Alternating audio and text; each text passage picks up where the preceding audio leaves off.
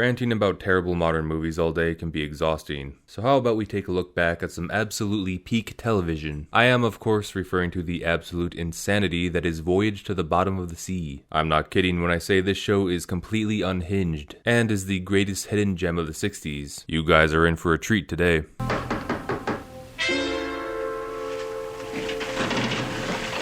Who is it? Kowalski, sir.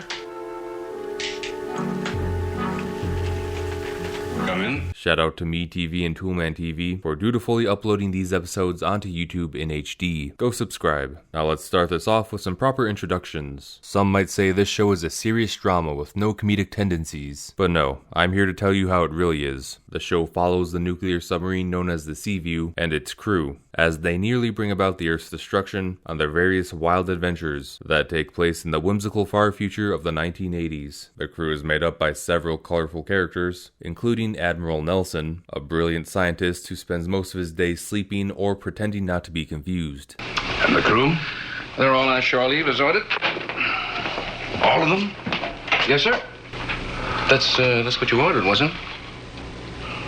Yes, of course. His number 2 is Captain Crane, and as such, Crane only cares about 2 things: being right and looking good. And let me tell you, he is moderately above average at getting what he wants. The captain and the admiral have something of a love-hate relationship with each other, as some days they are the best of buddies, and other days Crane is stomping the admiral into a pit of death. The number 3 is Lieutenant Commander Chip Morton, and he is the Squidward of the group. Dude just wants to do his job and get through his day hassle-free, but these absolute maniacs that he works with are constantly screwing things up and putting him in countless hazardous situations. Next up is the Chief. He really doesn't matter that much. Then we got Sparks on the radio, with said radio getting destroyed nearly every episode. That covers the upper echelon, with the rest of the crew being made up by low-ranking minions that are divided into red and blue camps for unknown reasons. The leader of the Reds is Kowalski. They give him all the worst jobs, and he constantly exists in a state of near death. The blue leader used to be a happy-go-lucky fellow named Riley, though Riley mysteriously vanishes at one point and is never seen again. So RIP. His replacement is Patterson here, though it's not clear why, considering Patterson is the most incompetent of them all by a wide margin, and is the last guy you want to rely on for an important task. Though I can't be too hard on him, considering all these minions are fairly helpless lemmings that get taken out by the smallest amount of adversity. They run through these guys like copy paper, and are constantly needing to order more like they come from Amazon. There's also this other dude. He doesn't speak or really do anything, but I call him Haircut because I like his haircut, and he's great. Now, it can't be emphasized enough that the hijinks this crew goes on are absolutely insane. For example, on one occasion they accidentally feed a mutant whale a nuclear bomb. In another episode, terrible toys infiltrate the sub to give the crew heart attacks. They face off against a leprechaun, an evil brain, Blackbeard himself, puppets, and many other things, including the Lobster Man. So let's get into it. Off rip, the crew is hot on the heels of a UFO that they've been tracking. No sign of UFO yet. Now keep a close watch. It should hit our atmosphere any minute now. I said. Yeah, right out the gate, they establish that aliens exist, and we are hunting them. However, things take a wild turn when they realize the UFO is trying to kamikaze their sub. Brace for impact.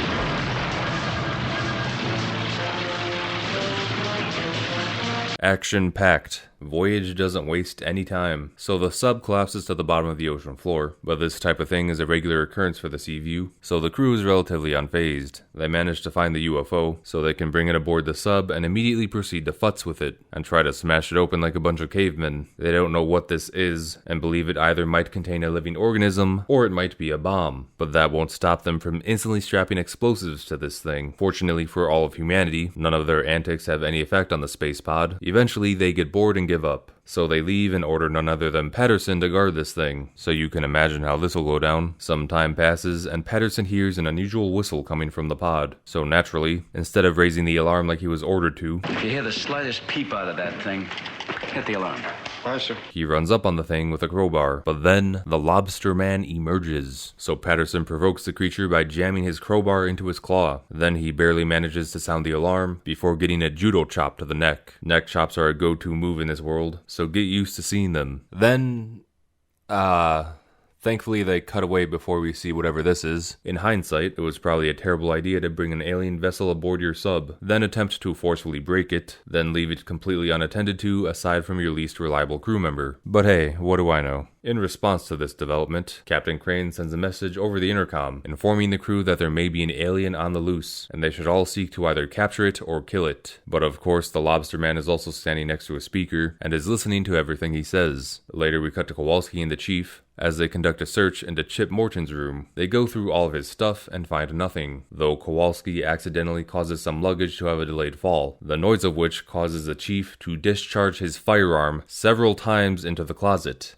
inside the submarine, only for these two to realize their mistake, laugh it off, and move on. Mind you, Chip Morton is a lieutenant commander. I'm no military expert by any means, but I'm pretty sure these low-ranking individuals entering this guy's quarters and searching it without permission before shooting up the place for no justifiable reason is a big no-no. But this is what I mean when I say they're always messing with this guy. He did absolutely nothing wrong, but now his entire wardrobe is riddled with bullet holes. Dude can never catch a break. Normally one might expect these two to get imprisoned for such behavior, but nah, they don't even bother telling anyone what happened and get off scot-free. Meanwhile, the lobster man makes his way to the circuitry room and proceeds to screw around with it because the room is completely unguarded. All the while, Admiral Nelson is assembling an ultrasonic gun that he hopes will be effective against the lobster man's pod, though said lobster man has somehow snuck over to the sub's reactor room, which is also completely unguarded, and he proceeds to pull the reactor apart. This raises an alarm that leads Kowalski and the chief to this location, and immediately they start blasting no questions asked, but the lobster man is immune to bullets, so the fight quickly devolves into fisticuffs. This epic showdown ensues in front of the totally exposed, glowing nuclear reactor. The fight gets interrupted when reinforcements via Captain Crane arrive. However, the lobster man immediately calls for peace, and insists that his actions were a mix of ignorance and defensive measures, meaning all of this hostility was extremely avoidable, if only the crew wasn't made up of complete nutcases. Crane brings the lobster man to Nelson, but the Admiral couldn't give less of a shit. Well, if you're here in peace,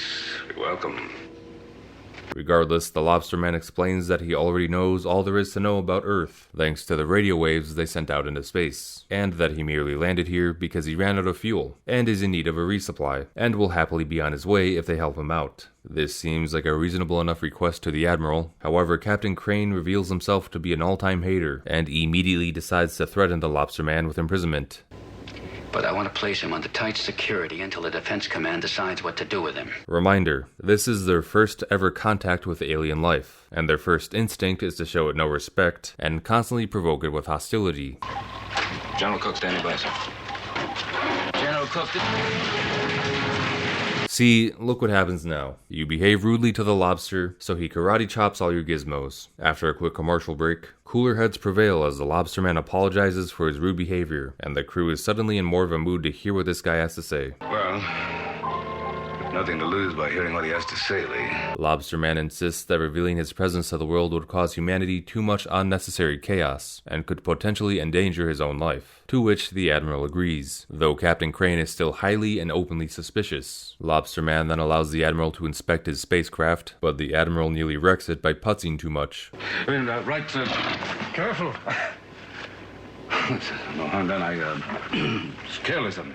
Meanwhile, Captain Crane gossips about the lobster man with Chip. Chip tries to talk some sense into Crane, but to no avail. Then, based on no evidence whatsoever, Captain Crane assumes that the lobster man's presence must be a Trojan horse-style trap. This is an odd claim, though, considering the Trojan horse was a trap that was presented as a gift, and was graciously accepted by the victims, thus allowing their enemies to bypass their otherwise impenetrable defenses. The lobster man offers no gifts. He is just making a pit stop. He is not graciously accepted. Everyone was immediately hostile towards him upon meeting him, and as we will soon find out, the crew is quite helpless against this guy, so if he wanted to steal their atomic power by force like they think he does, there is nothing they could do to stop him. A trap would be entirely unnecessary, and would actually be counterproductive towards his goals, as it would give his enemies opportunity for retaliation. So no, Captain Crane, this doesn't seem like a Trojan horse-style trap at all. It seems more clearly that this is a cold, hard case of space crustacean-oriented racism. Eventually, Admiral Nelson brings in Patterson Patterson to question him about his encounter with the Lobster Man, during which Patterson proceeds to lie about how the Lobster Man attacked him first, but we know very clearly that this is not true. After that, Kowalski is obliged to fulfill his episodic suck job, which in this case requires him to go outside the submarine and mend a leak on its outer hull. However, things go bad. Hey, that's it. You got it. Come on back in.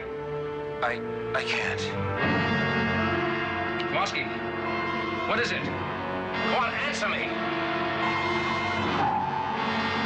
To no one's surprise, the crew is entirely unprepared for this easily foreseeable outcome, so they take their sweet time prepping rescue divers to save him. But fortunately for Kowalski, the Lobster Man is tapped in and saves him straight away. In spite of this objectively good deed, Captain Crane quite literally springs onto the scene so he can continue to sow discord.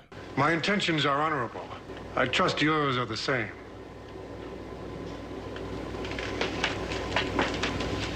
Then he runs over to gossip with the Admiral about how much he dislikes the Lobster Man, but then it's revealed that it was actually Captain Crane who was deceiving the Lobster Man instead, as he had been bringing the sub to port to expose the Lobster Man's existence to the public. The Lobster Man discovers this because they shouted over the intercom, Prepare to get underway. Set a course for Pearl Harbor. Flank speed. Aye, sir. and upon learning the truth, he finally reaches his limit and has a full-blown crash out. You've broken your promise and you're heading for port. I didn't promise you anything. No matter, you've forced my hand. Now I'll take the rod and destroy your precious Earth. Arrest him.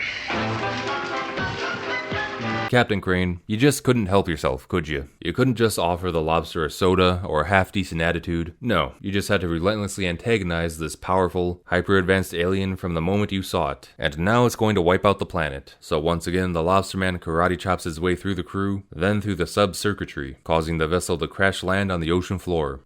Again. Then Lobsterman goes rogue within the sub, so once again, they have to send out search parties to find it, though none of them think to check or guard the reactor room, so Lobsterman just struts right in there, and proceeds to pull apart the nuclear reactor, but manages to knock himself out in the process.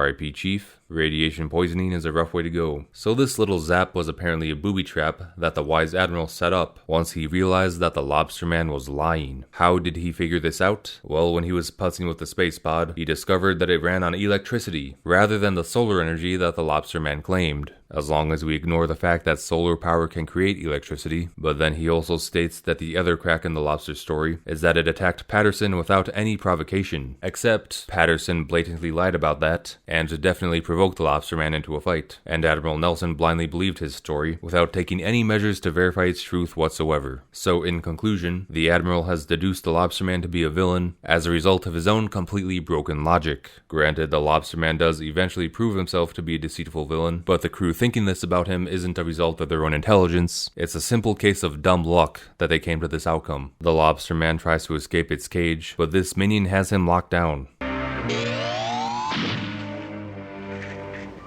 Meanwhile, Admiral Nelson finishes his ultrasonic gun and attempts to use it to break open the space pod, though he decides he must test this gun first. And his method of testing his new gun is to shoot it at the sub's explosive locker, which causes said explosives to detonate within the submarine.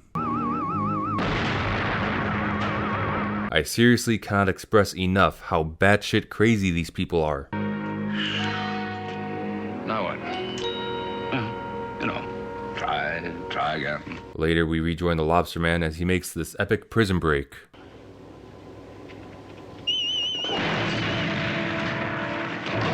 Who could have seen this coming, with such a dominant minion standing guard? Well, in any case, the Lobster Man steals the minion's ray gun and marches back over to the reactor. There's also a bunch of other guns sitting idly by in the hallway, but I guess the lobster doesn't need them. Captain Crane and Kowalski are oblivious to the Lobster Man walking into the room, so he gets the drop on them and steals a nuclear rod from the reactor and just walks out. Then Admiral Nelson and the Chief are also not paying attention, so he gets the drop on them too. I would say he sneaks up on them, but that would be an exaggeration. He straight up just walks right in and kicks the Chief out. Get out.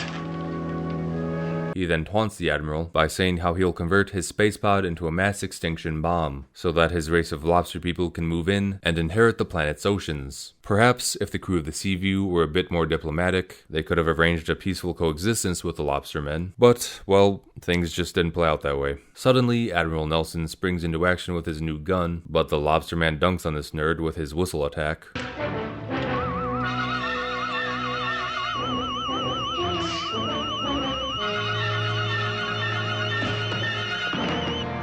Then he steals the ultrasonic gun and allows the Admiral to awkwardly walk out the room in defeat. The crew then devises a plan to use the scuba team to make radio contact with reinforcements. Though unfortunately, once again they convey this plan over the intercom, so the lobster man easily hears about it, walks over, lasers the scuba team, then dips while they unload into him. I think not, Admiral.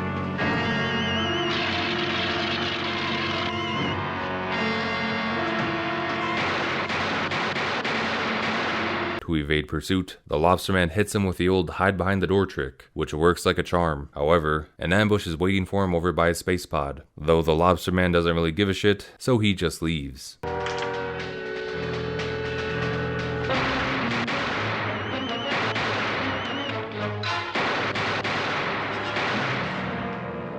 The crew practices poor gun safety, then the crew chases down Lobsterman once more, but he kicks their asses and wrecks their circuitry room. He makes his way back to the space pod, where Chip tries to stop him, but he doesn't know how the ultrasonic gun works, so he gets the chop, and the Admiral gets shoved into the space pod like it's a high school locker. Other crew members catch up, but to no avail, as he beats their asses again.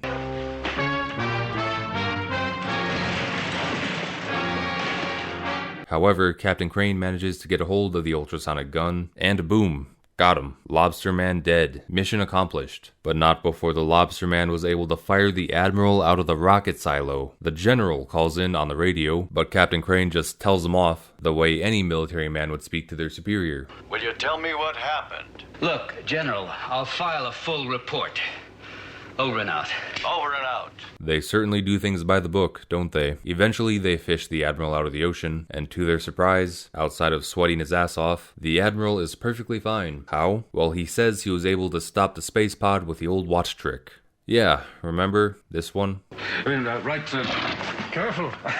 A world-ending bomb, disabled just like that. Then the men all pat each other on the back and call it a day. And that's where the episode ends. So, as you can clearly see, this show is absolute peak, and every episode is like this. These insane Neanderthals go on all kinds of wild adventures, in which they nearly destroy the Earth, and it never gets old. I would love nothing more than to break down each and every episode for you in this format, but in order to do so, I need you to let me know you want more by liking the video and subscribing.